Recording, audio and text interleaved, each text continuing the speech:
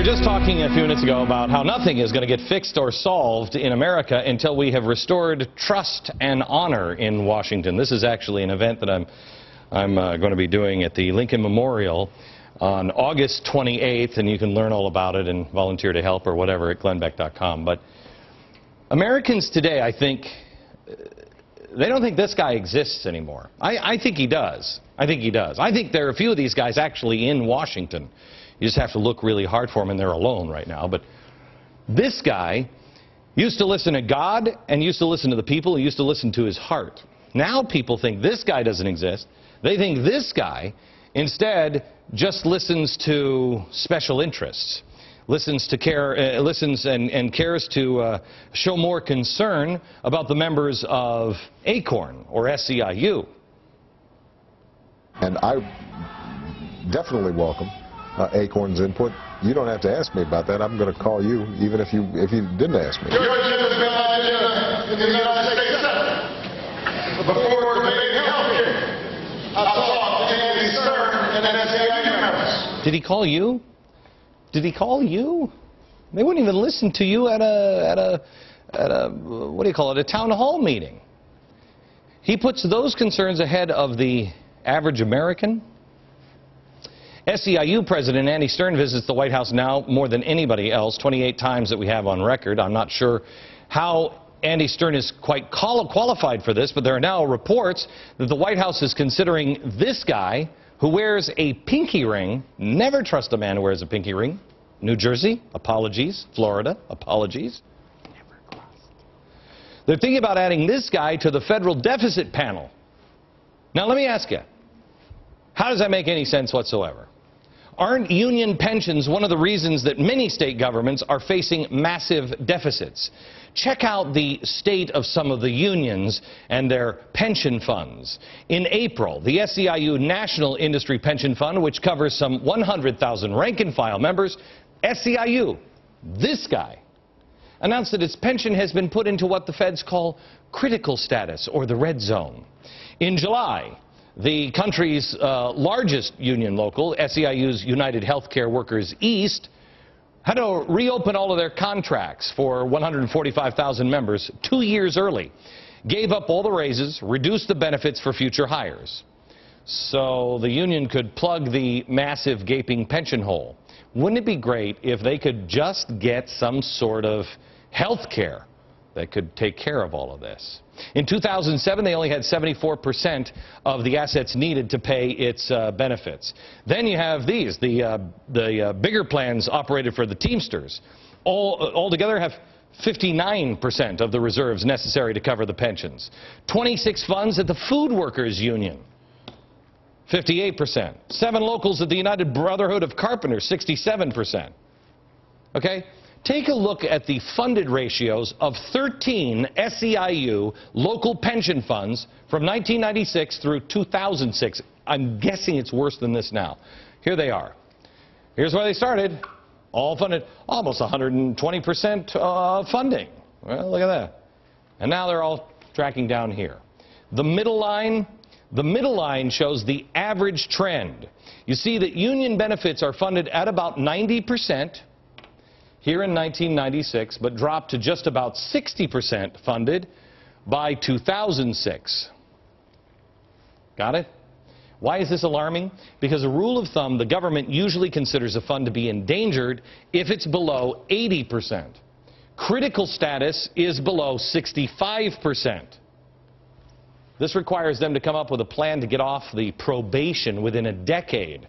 What is Obama's plan for getting us off of probation for our out-of-control spending? Because everything in the country looks worse than this. His plan? Hire the guy who helped create this mess. How does that make sense to you? It doesn't, unless they're just trying to pay this off. We're now seeing some pushbacks to unions and their out-of-control pensions. In San Francisco, a legislator there wants pension reform that would start with the changing of the calculation system for benefits. We told you about this last week. Instead of basing the pension on the last year of pay, where it's all padded, I guess they're going to compromise and say the last 3 years of pay. The most controversial of all, city workers would have to contribute 7.5% of their pay to retirement benefits. A majority of city workers already do this, but guess who doesn't? SEIU and the transit operators. They don't have to contribute anything at all. Can I ask you a question? Pension. For people who work for the state and the city, do you have a pension? Because I don't have a pension. I don't know anybody that has a... Do you have a pension? Do you have a pension? You have a pension? She's got a... I don't even have a pension. How do you get a pension? Most Americans don't have a pension. America, you're not going to be able to contribute anything to the pensions of union workers soon. We're all going to have to make our own way soon. It's crazy. That's kind of what the founders intended. There are two more people knocking at the door with their hand out, and wait until I show you in a minute the size of their hands. Two new people, Fannie and Freddie. You haven't seen anything yet. Next. Opening the books on Fannie and Freddie. What would you find? Next.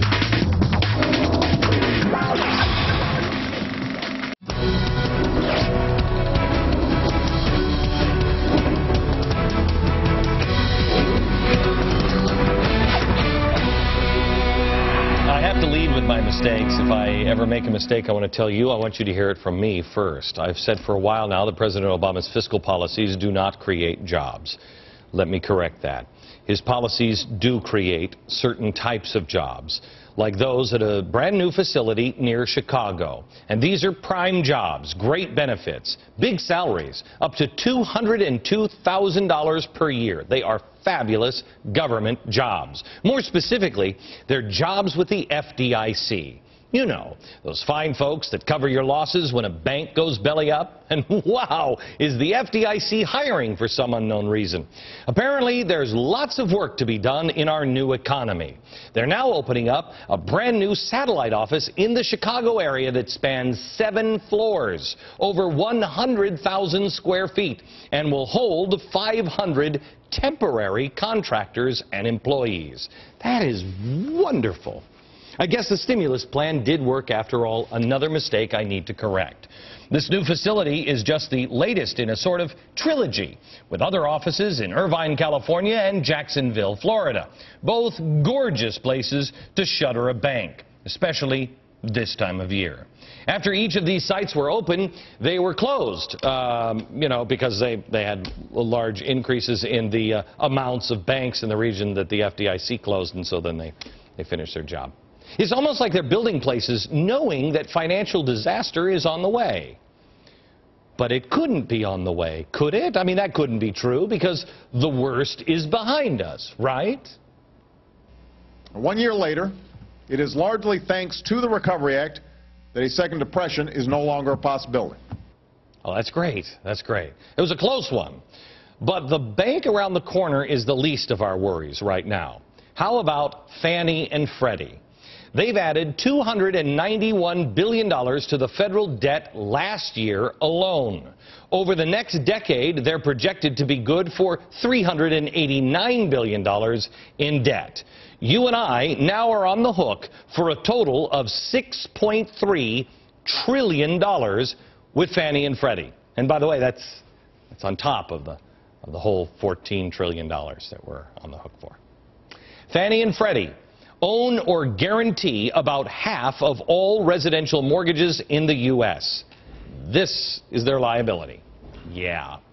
I feel like I'm 12 years old again, but that amount of cash that Freddie and Fannie have at their disposal to dish out before 2012 is bigger than that number. It's called infinity.